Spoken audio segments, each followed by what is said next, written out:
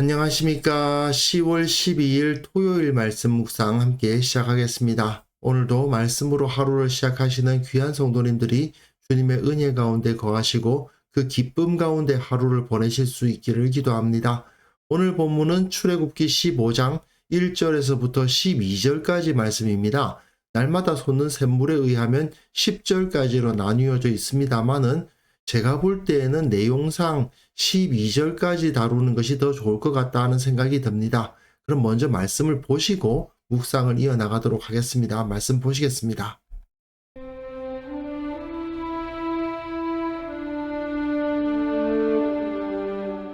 이때에 모세와 이스라엘 자손이 이 노래로 여호와께 노래하니 일렀으되 내가 여호와를 찬송하리니 그는 높고 영화로우시며 말과 그 탄자를 바다에 던지셨음이로다. 여호와는 나의 힘이요 노래시며 나의 구원이시로다. 그는 나의 하나님이시니 내가 그를 찬송할 것이요 내 아버지의 하나님이시니 내가 그를 높이리로다. 여호와는 용사시니 여호와는 그의 이름이시로다. 그가 바로의 병거와 그의 군대를 바다에 던지시니 최고의 지휘관들이 홍해에 잠겼고 깊은 물이 그들을 덮으니 그들이 돌처럼 깊음 속에 가라앉았도다. 여호와여, 주의 오른손이 권능으로 영광을 나타내시니이다. 여호와여, 주의 오른손이 원수를 부수시니이다. 주께서 주의 큰 위엄으로 주를 거스리는 자를 엎으시니이다. 주께서 진노를 발하시니 그 진노가 그들을 지푸라기같이 사르니이다. 주의 콧김에 물이 쌓이되 파도가 언덕같이 일어서고 큰 물이 바다 가운데 엉기니이다. 원수가 말하기를 내가 뒤쫓아 따라잡아 탈취물을 나누리라. 내가 그들로 말미암아 내 욕망을 채우리라. 내가 내 칼을 빼리니 내 손이 그들을 멸하리라 하였으나 주께서 바람을 일으키심에 바다가 그들을 덮으니 그들이 거센 물에 납같이 잠겼나이다. 여호와여, 신중에 주와 같은 자가 누구니이까? 주와 같이 거룩함으로 영광스러우며 찬송할 만한 위엄이 있으며 기이한 일을 행하는 자가 누구니이까?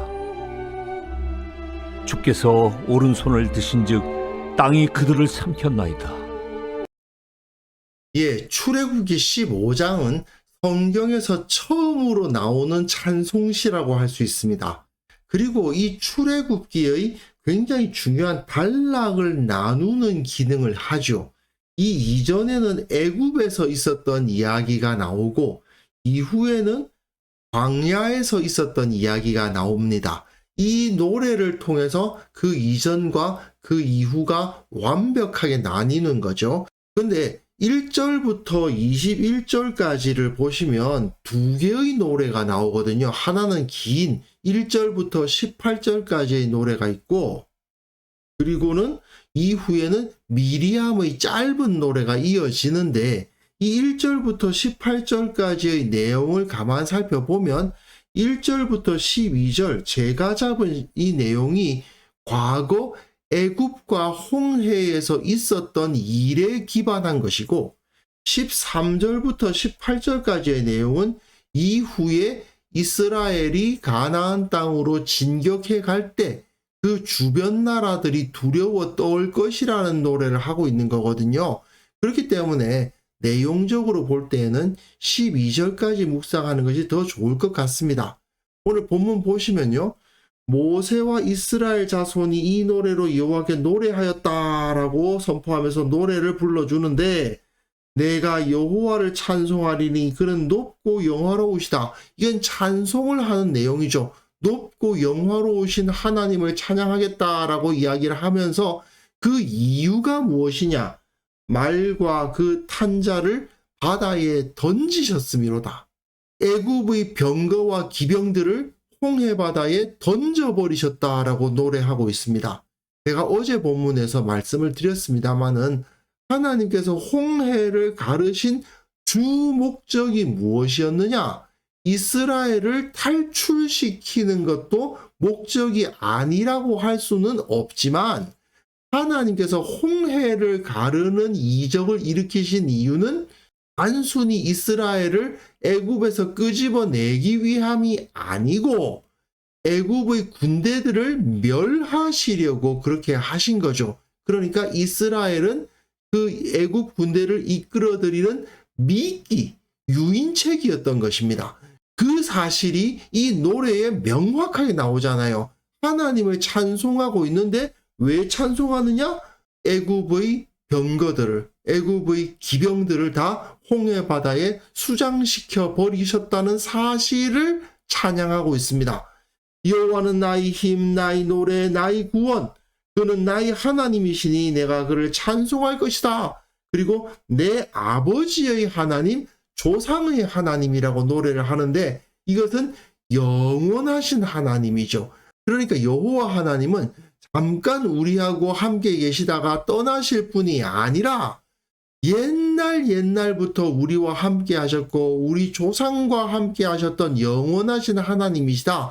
그러므로 내가 그를 높이리로다. 내가 오직 주님을 노래하고 기뻐하겠다라고 노래를 합니다. 이게 이 찬양의 서두 부분이라고 할 수 있는데요. 그 이후에 말하자면 주제어구라고 볼 수 있는데 여호와는 용사시니 여호와는 그의 이름이시로다. 출애굽기에서는 이름 물어보는 게 많잖아요. 모세가 호렙산 떨기나무에서 하나님의 이름을 물어보기도 하고 그리고 바로가 나는 여호와가 누군지 몰라 그랬다가 그야말로 완전히 망했죠. 하나님께서 계속해서 반복하시기를 너들이 내가 여호와인 줄 알리라 이런 말씀을 계속하셨습니다.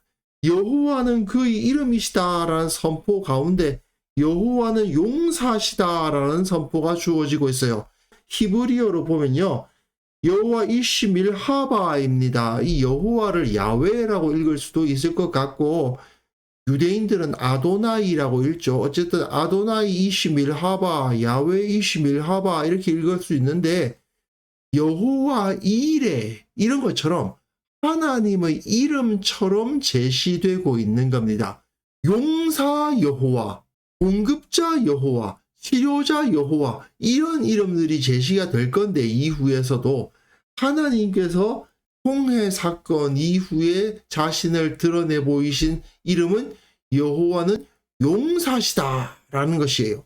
그런데 이 여호와라는 이름 자체의 원래 의미가 무엇입니까? 영어 써서 죄송합니다만은 I am 아닙니까? 나는 이게 여호와거든요. 즉 여호와는 용사시다라는 말은 나는 용사다라는 말로 풀어 해석할 수 있습니다. 여호와 나는 이쉬 밀하바 이쉬는 사실은 남자 사람이란 뜻이에요. 그리고 밀하바라는 것은 전쟁의 남자다 이런 표현인데 전쟁을 완벽하게 수행하는 용사라는 의미죠.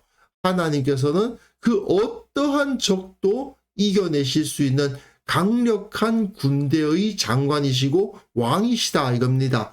그가 바로의 병거와 그의 군대, 이 당시 최강의 군대 아닙니까? 그 군대를 바다에 던져버리셨습니다. 최고의 지휘관들이 홍해에 잠겨버렸습니다. 깊은 물이 그들을 덮었고 그들이 돌처럼 깊음 속에 가라앉고 말았습니다. 하나님께서 그 당대 최강의 군대를 바다에 수장시켜 버리셨다라고 노래하고 있는 것입니다.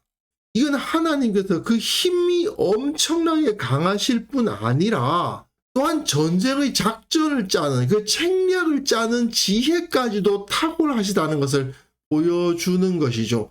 당대 최강의 군대 애굽의 군대가 하나님의 영광을 돌파할 수가 없었죠. 그리고는 하나님께서는 이스라엘을 통해서 저들을 홍해 가운데로 유인하셨죠. 작전을 잘 짜신 거 아닙니까? 그리고 한 번에 수장시켜 버리셨습니다. 강력한 힘과 또한 탁월한 지략까지 갖고 계신 분이 바로 여호와 하나님이시다 이겁니다. 그러니 여호와여 주의 오른손이 권능으로 영광을 나타내시니이다. 여호와여 주의 오른손이 원수를 부수시니이다. 계속해서 적을 이긴다. 적군을 파괴한다. 이 사실을 노래하고 있죠. 주께서 주의 큰 위엄으로 주를 거스리는 자를 엎으시니이다. 주께서 진노를 바라시니 그 진노가 그들을 지푸라기 같이 사르니이다. 이스라엘을 치려고 하는 어떠한 적도 하나님의 힘을 이길 수가 없습니다. 주의 콧김에 물이 쌓이되 파도가 언덕같이 일어서고 큰 물이 바다 가운데 엉기니이다. 이것은 홍해가 저들을 덮어버린 사건을 그려주고 있는 거죠. 하나님께서 콧김으로 하는 콧김으로 물을 쌓아버리시고 파도를 언덕같이 일으키셔서 저들을 싹 쓸어버리셨다. 이러니 하나님을 누가 이기겠느냐? 하나님의 그 강력한 힘을 누가 대적할 수 있겠느냐? 이거죠. 원수가 말하기를 내가 뒤쫓아 따라잡아 탈취물을 나누리라. 내가 그들로 말미암아 내 욕망을 채우리라. 내가 칼을 빼어서 내 손이 그들을 멸하리라 하였으나 애굽의 원수가 우리를 탈취하고 겁탈하고 그리고 죽일 것이다 라고 마음을 먹고 우리를 쫓아왔지만 주께서 바람을 일으키심에 바다가 그들을 덮으니 그들이 거센 물에서 납같이 잠겼나이다. 납이 뭔지 아시죠? 무거운 금속 아닙니까? 그 거센 물에 빠져서 아무도 빠져나오지 못했다라는 것입니다. 여호와여 신중에 주와 같은 자가 누구니까? 주와 같이 거룩함으로 영광스러우며 찬송할 만한 위엄이 있으며 기이한 일을 행하는 자가 누구니까? 여호와 하나님께서 유일하신 분이다. 이 세상 그 어떠한 것도 여호와 하나님을 이길 수 없고 그 어떠한 신도 하나님과 겨루었을 때 하나님을 이길 수 없다라고 노래하고요. 주께서 오른손을 드신 즉 땅이 그들을 삼켰다라고 되어 있습니다. 여기서 땅이라는 표현을 왜 했을까요? 바다가 삼켰는데 왜 땅일까? 이 당시 사람들은 죽은 자들이 그 땅 아래에 있는 스올이라는 곳으로 들어간다고 생각을 했기 때문이 아닌가 생각이 듭니다. 지금 우리가 사용하는 표현으로 저들이 다 지옥으로 빨려 들어갔다. 이렇게 노래하는 것이죠. 이 사건을 통해서 어떠한 대적도 여호와 하나님을 이길 수 없다. 용사이신 여호와 하나님을 이길 수 있는 자는 그 누구도 없다라는 것을 노래하고 있는 겁니다. 결국 하나님의 백성인 우리 그리스도인들은 절대로 외부의 공격에 의해서 무너지지 않는다는 것을 확인해야 됩니다. 교회는요, 외부의 공격에 의해서는 무너지지 않습니다. 절대로 파괴되지 않습니다. 오늘 이스라엘의 찬송을 보셔도 아실 수 있지만 하나님을 대적하는 자들이 승리를 거두는 경우는 없어요. 하나님의 백성이 무너지고 망하는 이유는 언제나 그 내부의 불순종 때문입니다. 그 내부가 부패하고 하나님을 따르지 않고 세상 것을 따르기 때문에 망하는 것이지 외부의 공격에 의해서 교회가 망하는 경우는 없고요. 외부의 상황에 의해서 믿음의 사람이 무너지는 경우는 없습니다. 아무리 내가 어떻게 할 수 없는 힘든 일이 나에게 다가온다 하더라도요. 그 자체가 나를 무너뜨리지 못한다는 것을 철저히 믿음으로 받아들여야 됩니다. 내가 하나님을 붙들고 있다면, 내가 주님을 따르고 있다면 아무리 외부의 공격이 거세다 하더라도 나는 무너지지 않습니다. 그리고 또한 우리들, 교회는 아무리 외부의 공격이 극심하다 하더라도 절대로 패망하지 않습니다. 문제는 주님의 인도하심을 우리가 잘 따르고 있느냐 아니냐 거기에 달려 있는 거죠. 하나님께 순종하지 않으면 망합니다. 그리스도인과 교회는 언제나 내부의 부패 때문에 망하는 거지 외부의 공격에 의해서 무너지는 경우는 없습니다. 이 사실을 우리가 믿음으로 받아들여야만 합니다. 우리가 하나님을 온전히 붙들기만 한다면 주님께서는 우리에게 승리를 주십니다. 주님은 용사이시기 때문이죠. 그렇기 때문에 이 시간 기도하실 때에는요, 주님의 권능을 믿게 하시고 내가 이 삶 가운데서 어떤 일을 당하든지 두려워하지 않고 담대히 나아가게 하옵소서. 주님의 위대하심을 우리가 보고 그 안에서 기쁨을 누리게 하여 주옵소서. 온전히 주님 따라감으로 말미암아 주님의 보호하심을 누리게 하옵소서. 함께 기도하는 시간 가졌으면 합니다.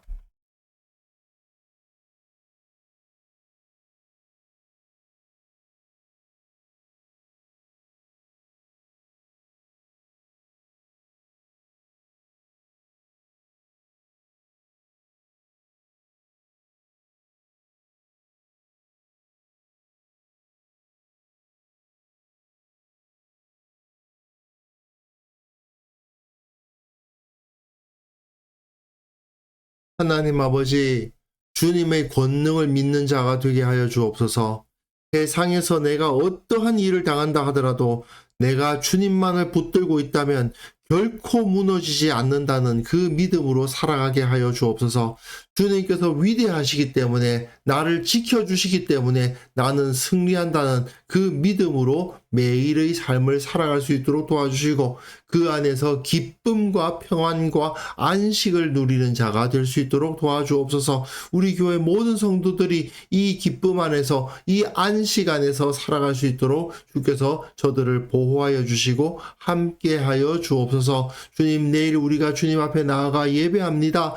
그 예배 가운데 주님의 영광을 보여 주옵소서. 주께서 우리와 함께 하시고 우리를 지키신다는 사실을 확인하며 그 가운데서 기쁨을 누리는 시간이 될 수 있도록 도와주시기를 원하옵고 바랍니다. 주님, 오늘 하루 우리가 살아가는 그 모든 삶 가운데서 주님의 보호하심을 목격하게 하시고 확신하게 하시고 느끼게 하여 주옵소서. 나는 주님 안에서 안전하다는 사실을 확신하며 주님께 찬송하며 감사하며 기뻐하며 보내는 하루를 살아갈 수 있도록 주께서 우리에게 은혜 내려 주옵소서. 감사드리옵고 예수님의 이름으로 기도합니다.